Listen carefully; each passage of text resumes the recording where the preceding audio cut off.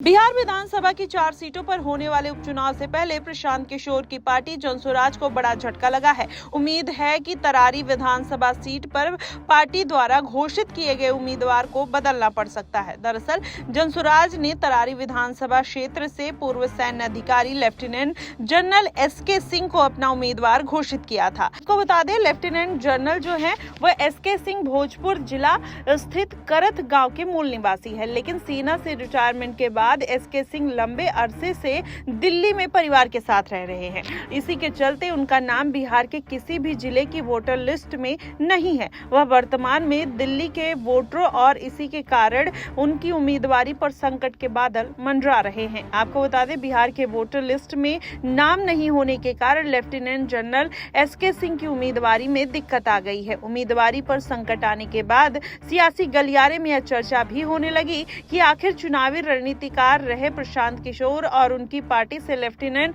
General SK Singh को लेकर ऐसी चूक कैसे हो गई। वहीं उम्मीद है कि जनसुराज पार्टी सोमवार को रामगढ़ विधानसभा सीट के लिए अपनी पार्टी के उम्मीदवार के नाम का ऐलान कर सकती है और उसके बाद किसी भी वक्त तरारी विधानसभा सीट पर नए उम्मीदवार की घोषणा भी हो सकती है। आपको बता दें क्या है नियम जिसके हिसाब से ये सारा मामला निकल कर आ रहा है। आपको बताएं, नियमों के मुताबिक विधानसभा और विधान परिषद चुनाव में उम्मीदवारी के लिए किसी भी व्यक्ति का उस राज्य से वोटर लिस्ट में नाम होना जरूरी है। तो वहीं लोकसभा चुनाव की उम्मीदवारी के लिए देश के किसी भी राज्य के वोटर लिस्ट में नाम होना जरूरी है। वहीं उपचुनाव के लिए महागठबंधन ने रविवार को अपने उम्मीदवारों का ऐलान कर दिया, जिसके मुताबिक तरारी से भाकपा माले के उम्मीदवार राजू यादव होंगे। वहीं बेलागंज से आरजेडी उम्मीदवार विश्वनाथ यादव होंगे। इसके अलावा इमामगंज से आरजेडी उम्मीदवार रोशन कुमार मांझी उर्फ राजेश मांझी होंगे।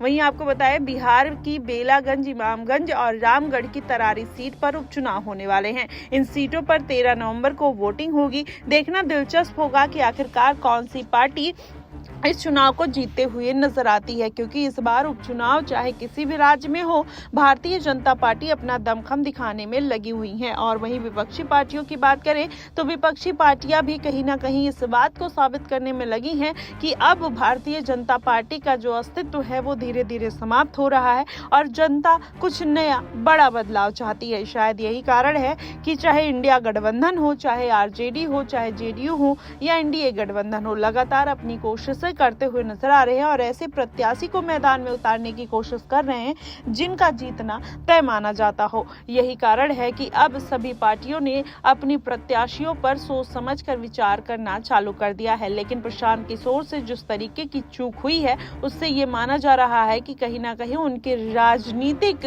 रणनीतिज्ञ होने पर सवाल और क्वेश्चन मार्क दोनों लग गए हैं। अब देखना दिलचस्प होगा कि आखिरकार प्रशांत किशोर किस नए प्रत्याशी को मैदान में उतारते हुए नजर आ सकते हैं।